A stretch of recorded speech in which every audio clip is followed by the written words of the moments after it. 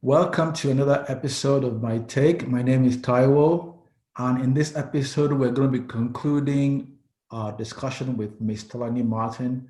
Please join me as we go through this conversation, and I hope you'll be blessed by it. Right. So you in the course of what you were saying now, you said at some point, well, at the point at that moment, because you were just being maternal, nurturing, there was no break for you to consider the consequence of this decision. So did at some point did that actually hit you, and how did you address or reconcile that with, okay, having been driven so much in life at some point, attaining a level of success, and then you walked away from all of that? Did it hit you at some point, and how did you resolve that in your mind? How did you come out sort of, well, did you accept what you were doing ultimately, or was there a struggle, and how did you resolve that? That's a very good question. And I don't even know that I can talk about it in the past. When Okay. you say, was there a struggle? I think that to be totally honest, it is still a struggle. It is Okay. a struggle.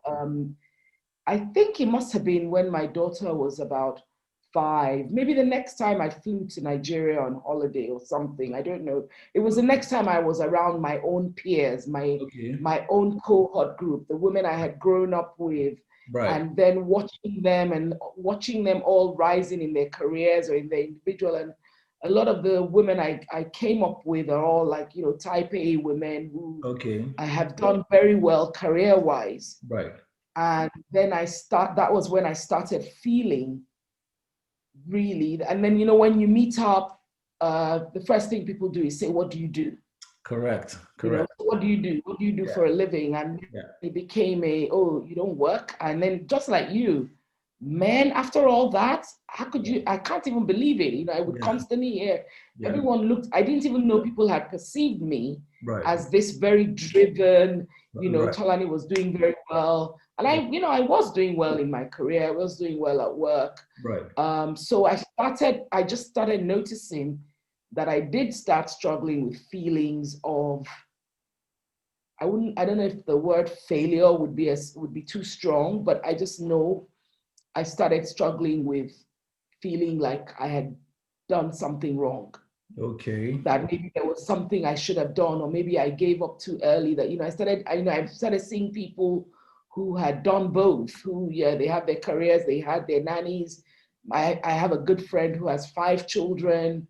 She had nannies in her home, and she's running a law practice. She was doing so much. And then other friends, I have a friend who's a, partner in an accounting agency, another one who was the CFO for a huge oil company. Right. And they were all doing, and they had children or were having children as well. And so I started feeling, and I still struggle with it, with, Right. Right.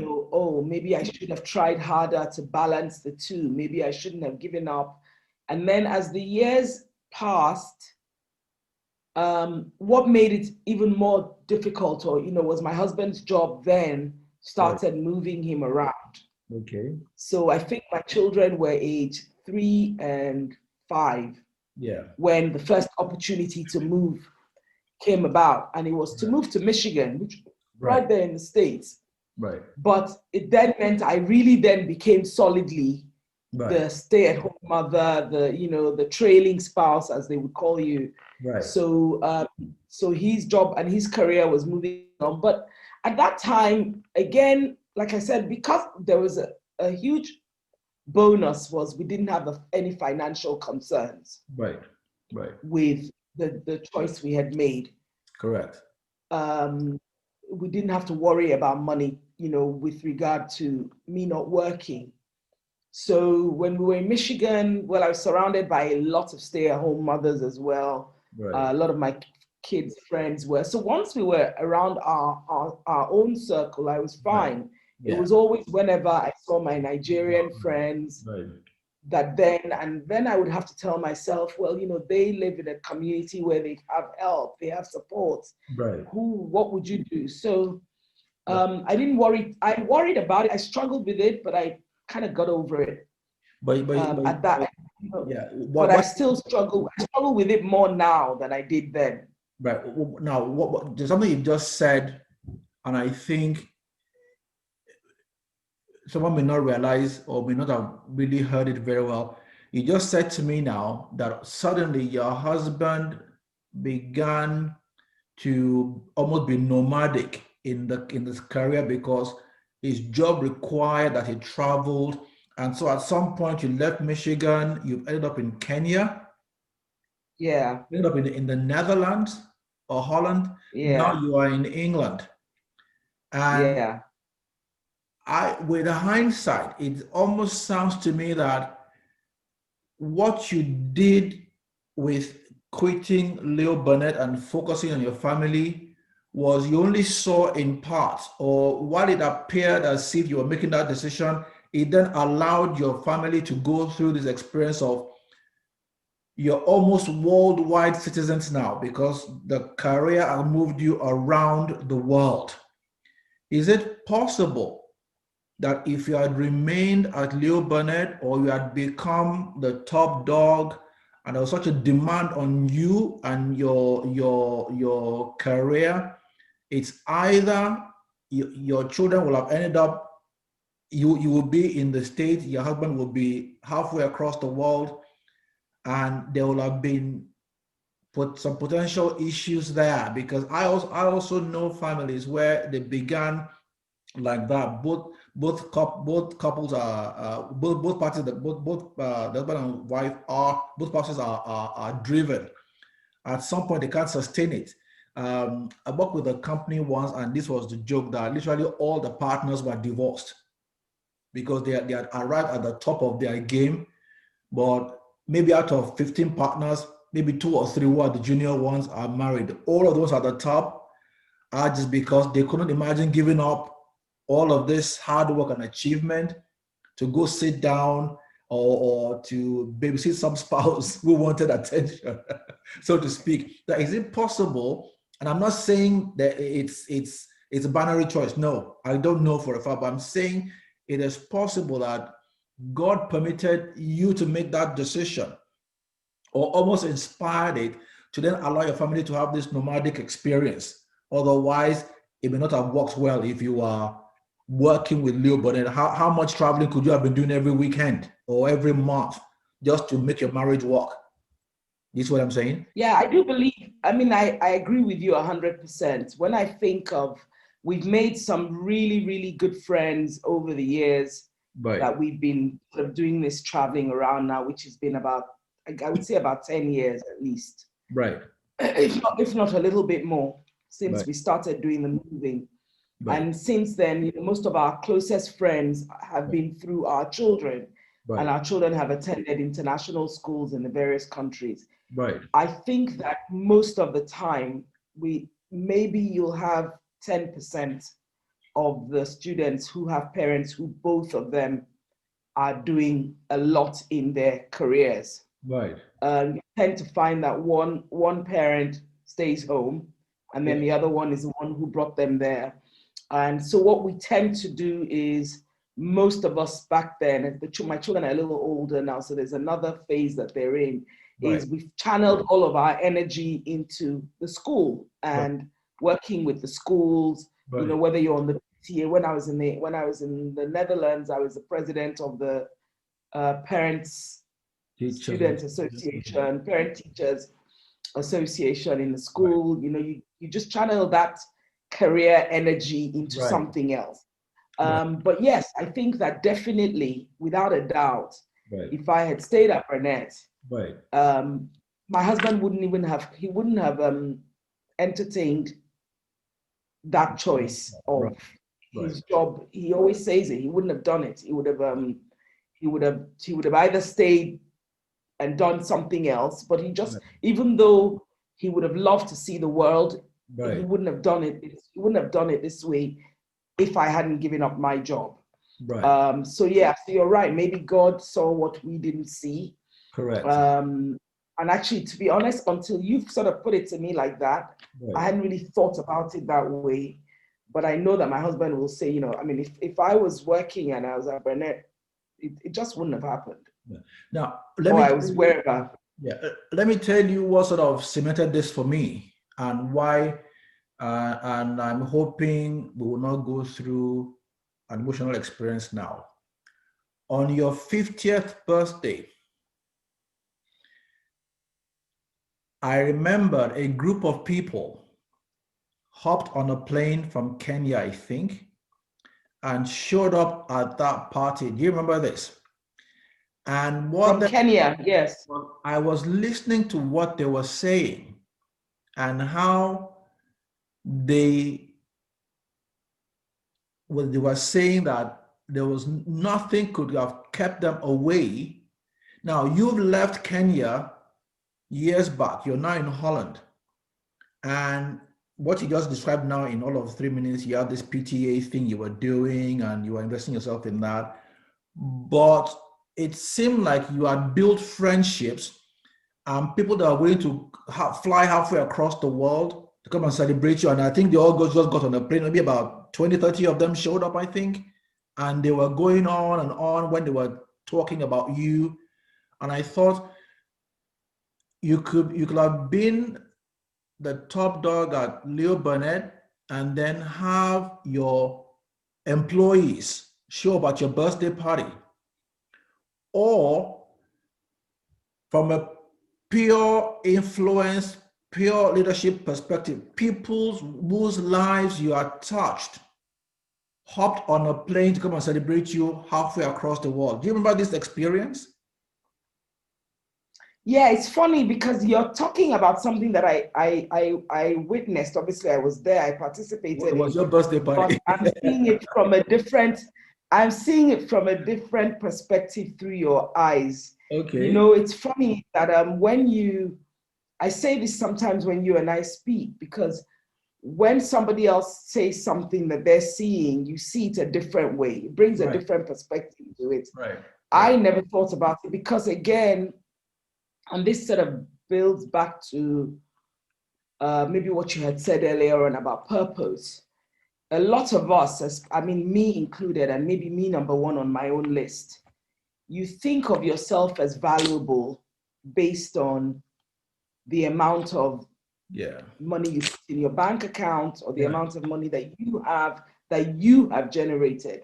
right, And so I guess, friendships and saying touch lives, that for me is like, you know, nothing. It's just what one does, right? So okay, I didn't really think about that as valuable. I know my friends coming for my birthday, it's what I would do for my friends too. So right, in my mind, I didn't really think about it as being impactful or unique, or it's just, oh, what we do. Because by the way, every birthday I had after I left Kenya, right, even before my 50th, right. my friends from Kenya showed up. Good up. Okay, okay, Yes, they came to be with me. I mean, it first started with them surprising me the first year, and then the next year, and then I think this was my third birthday was when I turned 50. okay, That day, now the one when I turned 50 was where I had, I think, the most number, and I think maybe in total there was maybe from Kenya maybe about 10 people, something like okay, that. But if I include spouses, okay, um, but I guess, it's hard for me as I'm sitting here. I'm actually sitting on my hands because I'm a bit nervous because I have a hard time receiving sort of acknowledgements of impact, right, especially positive impact. right, So you're talking to me and I'm feeling like maybe it's the imposter syndrome that's coming up. But it's like, oh, I don't work, but I'm not, what would they say about me if I passed on? I don't have this huge CV. Well, my CV ended 15, CV for work sort right, of ended properly 15 or so years, almost 15 years ago. right. I've done a little bit of consulting here and there, but again, to me, that doesn't really count as much. I've made a dent in my household budget. Right. with any money I brought in. So I don't really think about myself as being uh, quote unquote valuable. But again, and when you talk about purpose, Right. I'm still trying to find mine. And I keep trying to figure out what that is and what would that be. And if I died tomorrow, would I have died without living my purpose? I Right. don't know. And I Because I think, know, I mean, my children are older now. right. And I feel like, yeah, when I see them, I am proud of what I've done. I don't have a day that I regret. Right. Actually, it's funny. I don't have any day that I regret staying home to raise them. You know, in one of the episodes I spoke about, what I've read and what I've learned is that very few people start with, okay, I want to do this, and then they work at it, and they arrive there, and they say, okay, yes, now I've fulfilled my purpose, so to speak. But for most people, it almost unfolds, and you're stumbling into it, or you're walking into it because it's like God only gives this to us and stay in little steps, so to speak. You just know the next step and the next step and the next step. And what I was saying was, I used some biblical heroes like Joseph, and someone like Joseph never set out to become the prime minister of Egypt, so to speak. All he did was just be faithful, just serve, and at each point, a gifting and his administrative qualities got him to become the prime minister of a nation. And even when he got there, he then realized that this is not why I'm here. It's only because I want to preserve some people from being extinct. That's all this is. So being a prime minister is not really an end in itself.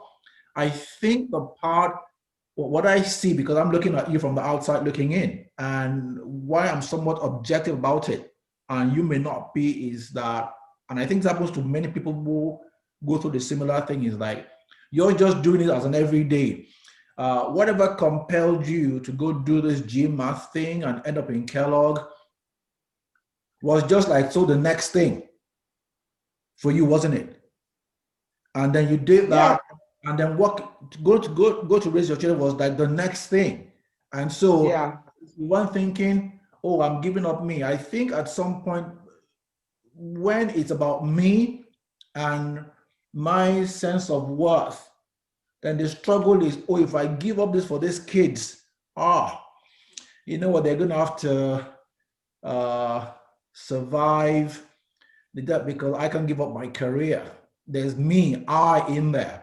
But there's almost some sense of selflessness. And if I'm being honest with you, uh, friends don't fly across the world because you were being selfish. If there was no sense of value add to them, and why I'm saying that, I remember some girl was almost in tears when she was, I didn't see any of the other 2 or 3 birthdays that they showed up. I only saw your 50th. And I heard a girl saying how she got into herself, or she became herself, or she discovered herself because she met you. And then she was almost in tears when she was talking. And I thought, this is what life is about, that you came and you mattered. And now people's lives are blessed because you exist. Um, Being the CEO of Leo Burnett will have been a paycheck, and I'm not sure even your CFO will have cared whether you lived or died, because all they are is they see a paycheck. Your relationship is transactional. You do what I like, I do what you like, so we can get a good paycheck and we all go home. But with those girls or those ladies from Kenya, it was more of my because you exist, I matter. My life has value. You made me see, and I've come into my own self. And so there's some sense of what. So purpose in my mind is not, like you said, in monetary terms. Is the fact that you serve your generation, you serve people, and it's like I saw a movie called The Schindler's List. I don't know if you remember that movie. yes, yes, And, yes. Steven and Spielberg. Yeah, the guy died. The guy died broke, um, but he made a lot of money during the war, and then he bought uh, folks with the money, so to speak, and saved them. And Yeah.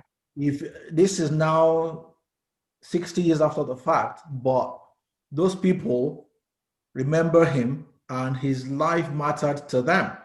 And that's purpose, period. That is Mm. being a servant leader, period. In his purest form.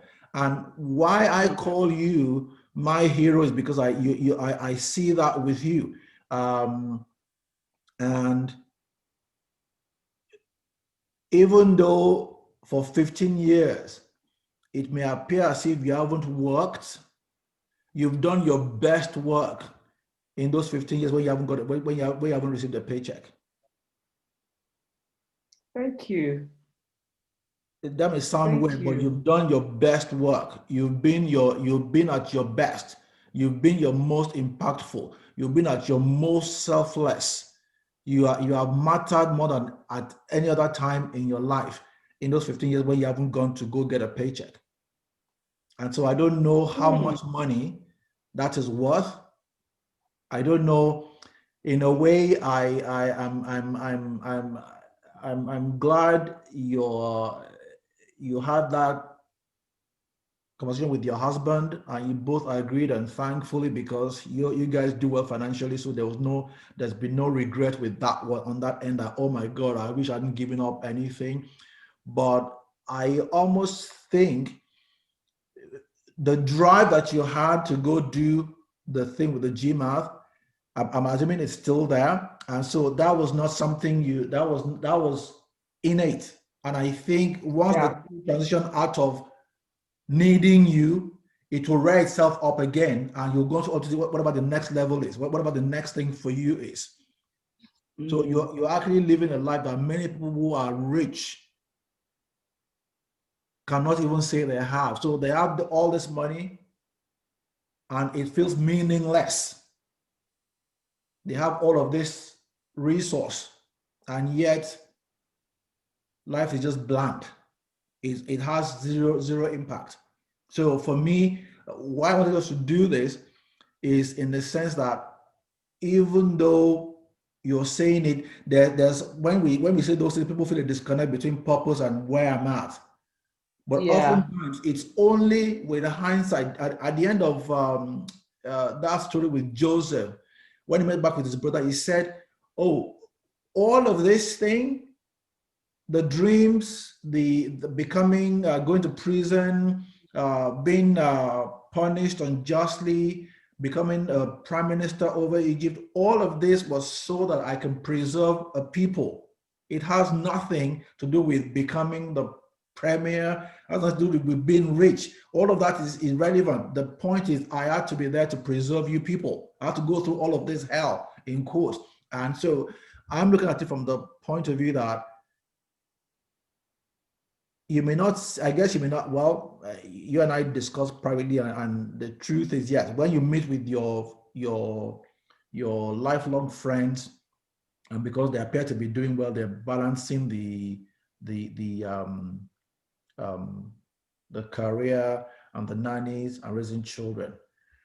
But let's look at it, and I hope this doesn't sound, but here's a thought. Would you trade places right now with any of these people? Would you trade places? No. There you go. No.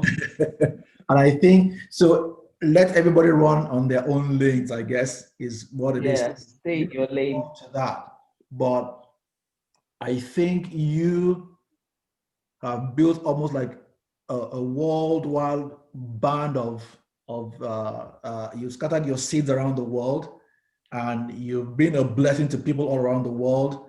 And I mean, I hope you live till you're 80 or 90, and then maybe on your 80th birthday, people come and then tell you how you've mattered to them.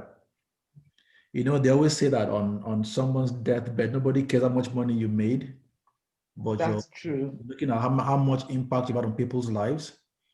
And I think why I do what I do now is at some point I realized that a big house or fancy cars or healthy Mm. bank account uh, literally feels meaningless because you're somebody Mm. that has more than you have. So that becomes useless. And then Right. the only thing you have is, yeah, everybody raises children. Even dogs have children. Um, True. if it's a 401k, I see lions tear meat and take the meat to their children, and keep it, and cows chew cod and bury it in three tummies, so to speak, so they can chew later on. So we are better than animals, and the only thing that matters is whose life did you touch, who was blessed because you exist. And so let me say this to you, Tolani Martin. My life is enriched because you exist. I, Oh, I, thank I have you. been blessed and I have been challenged because you exist. And so for me, Thank you.